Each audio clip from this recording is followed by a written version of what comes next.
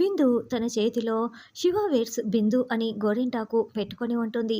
అప్పుడే అపూర్వ అక్కడికి వచ్చి బిందు చేతిని ఫోటోలు తీస్తుంది. అలా బిందుని రకరకాల స్టిల్స్‌లో ఫోటోలు తీసి వాటిని పూరికి పంపించేస్తుంది. ఏంటో ఫోటోస్ వచ్చాయే అని పూరి ఓపెన్ చేసి, అదేంటి ఈ బిందు 'శివ వేడ్స్ బిందు' అని మెహందీ అరచేతిలో అలా పెట్టుకొని ఉంది. అసలు ఏం జరుగుతోంది అని పూరి చాలా టెన్షన్ పడుతూ ఆ ఫోటోలని చూసుకుంటూ టెన్షన్ పడుతూ ఉంటుంది. ఈ లోపల అపూర్వ ఒక అజ్ఞాత వ్యక్తిలాగా గొంతు మార్చి పూరికి ఫోన్ కాల్ చేస్తుంది. హలో ఎవరు అని పూరి మాట్లాడుతూ ఉంటే, నేను నీకు ఒక ముఖ్యమైన విషయం చెప్పబోతున్నాను.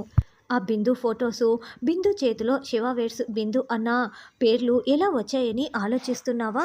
వాళ్ళిద్దరూ ఒకరిని ఒకరు ప్రేమించుకుంటున్నారు. నేను చెప్తున్నదంతా నిజం. నేను ఎవరు ఏంటన్నది నీకు అనవసరం. నేను చెప్తున్నదంతా నువ్వు నిజమని నమ్మాలంటే ముందు ఒకసారి వెళ్ళి శివ చేతిని చూడు, నీకే తెలుస్తుంది అని అపూర్వ గొంతు మార్చి ఫోన్లో చెప్తోంది. పూరి శివ చేతిని చూద్దామని శివ గదికి వెళ్తే అక్కడ శివ నిద్రపోతూ ఉంటాడు. సైలెంట్‌గా చప్పుడు చేయకుండా శివ చేతిని చూస్తే శివ చేతిలో బిందు అన్న గోరింటాకు మెహందీ అక్షరాలు ఉంటాయి. అంటే నాకు వచ్చిన ఫోన్ కాల్ నిజమే. బిందు, శివ ఇద్దరూ ప్రేమించుకుంటున్నారు. అంటే శివ ప్రేమిస్తున్నది నన్ను కాదా? అసలు శివ లేకపోతే నేను ప్రాణాలతో ఉండి కూడా వేస్టే. నేను ఇక ఈ ప్రాణాలతో ఉండను. నేను చచ్చిపోతాను అని పూరి చాలా చాలా ఏడుస్తూ గుండెలు పగిలేలా బాధపడుతూ ఫినాయిల్‌ని మొత్తం తాగేస్తుంది.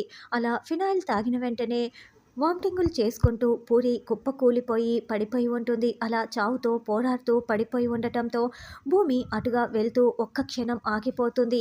ఏంటి అక్కడ ఎవరో పడిపోయినట్లున్నారే అని వెనక్కి తిరిగి వచ్చి చూస్తే అక్కడ పూరి పడిపోయి ఉంటుంది.